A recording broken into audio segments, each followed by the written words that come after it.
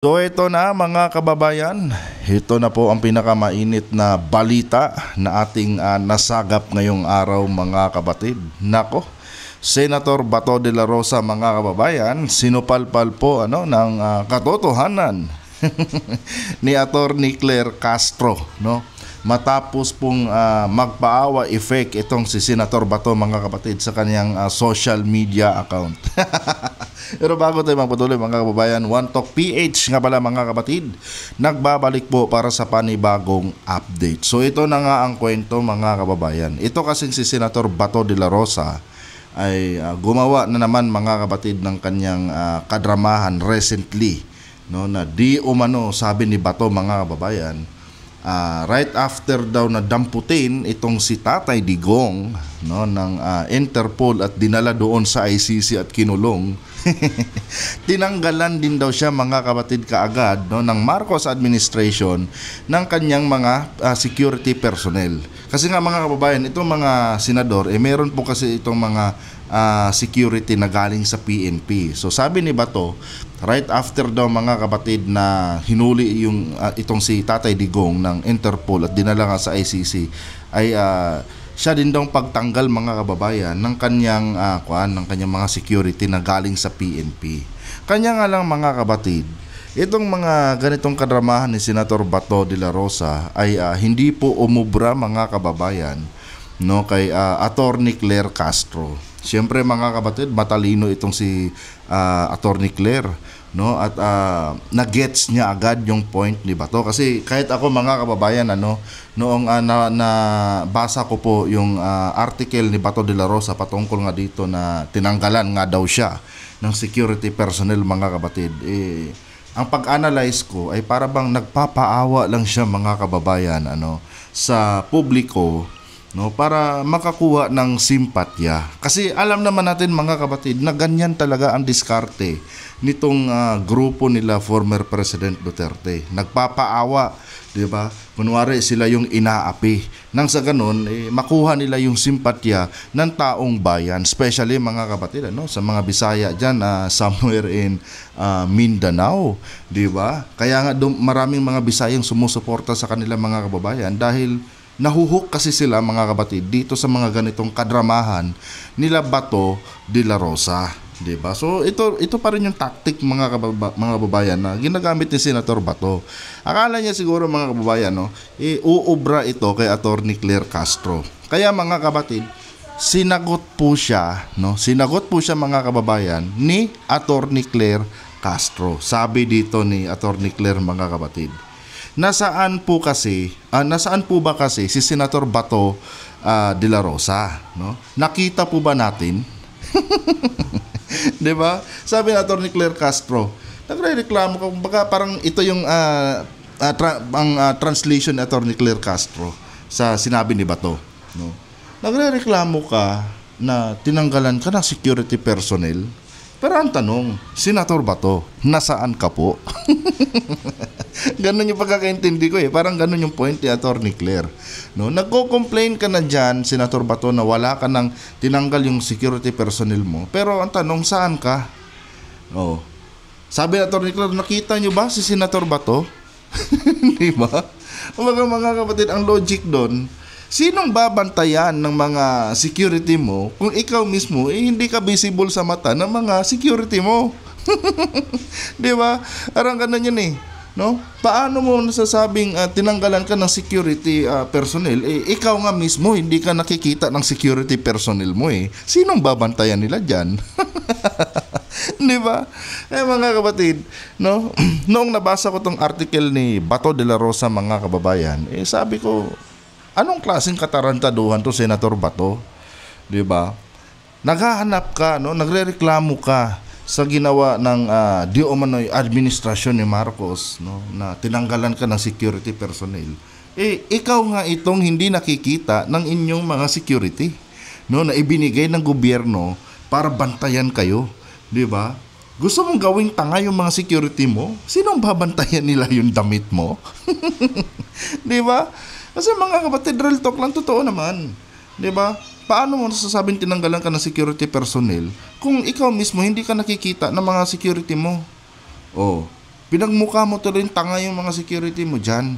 Tapos ngayon magdadrama ka na di umano'y tinanggalan ka ng Marcos administration ng security mo.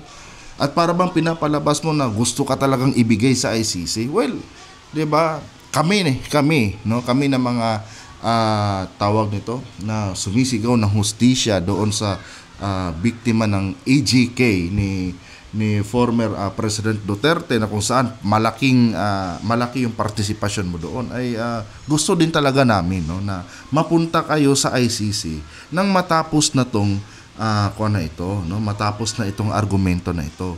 Dahil 'di ba, kung totoong inosente kayo, di patunayan niyo sa ICC. Wala namang problema. And mga kapatid, no, gaya ng sabi ko sa inyo, hindi pa naman convicted itong si Duterte at itong sila Bato de la Rosa.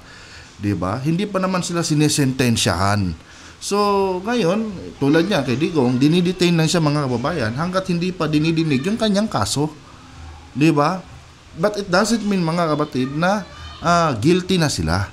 'Di ba? Ang purpose ng pagka-detain diyan kay Digong is para litisin, no? Para lumabas yung katotohanan kung totoo nga ba yung AGK, no? Gaya ng inaakusa sa kanila. Ngayon, ito si Senator Bato, mga kababayan. Ang problema sa kanya, mga kapatid, noong araw na parang joke lang yung patungkol sa ICC, ay ang tapang-tapang niya. No, may pasabi-sabi pa siya, make my day.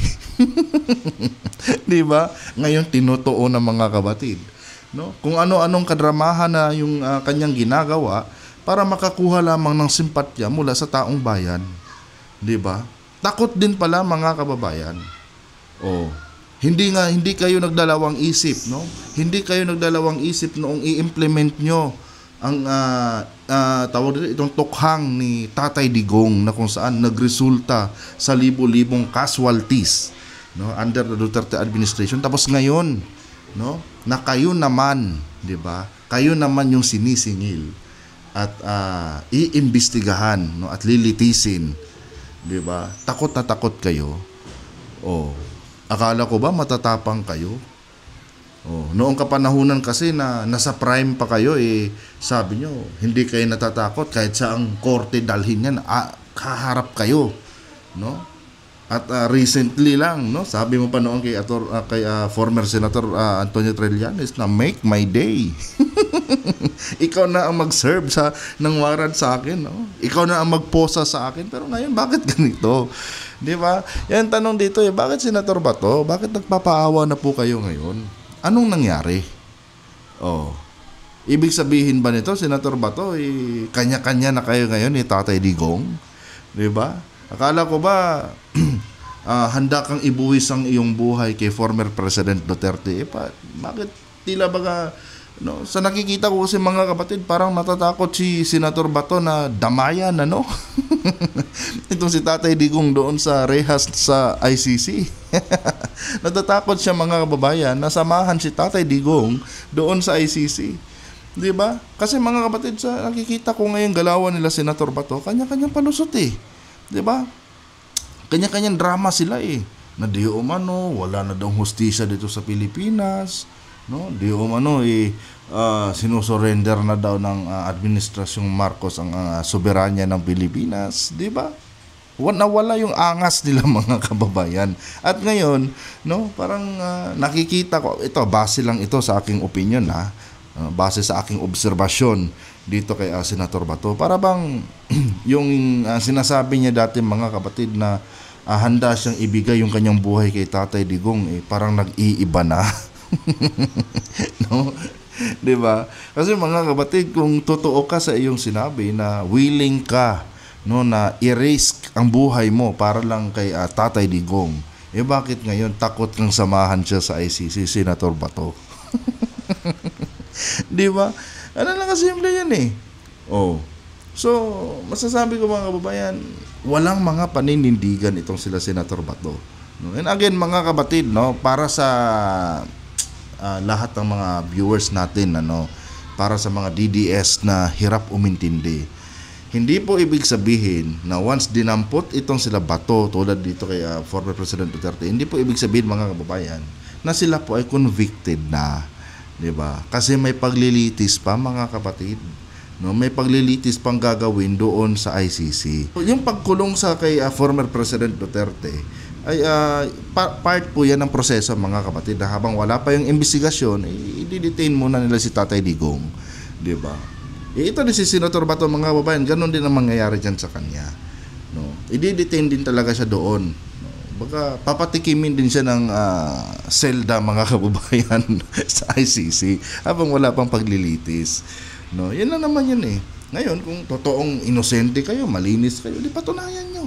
No, wala namang problema. Kung absuelto kayo, wala namang problema sa amin. Di ba?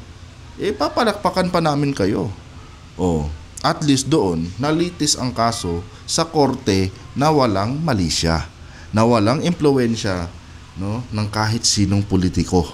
Di ba? Yun lang naman yun eh. Compare naman dito sa Pilipinas, mga kapatid, ano? Alam naman natin dito. Impluwensya, no? Pag ma-impluwensya ka, nako. Pabor sa iyo ang batas.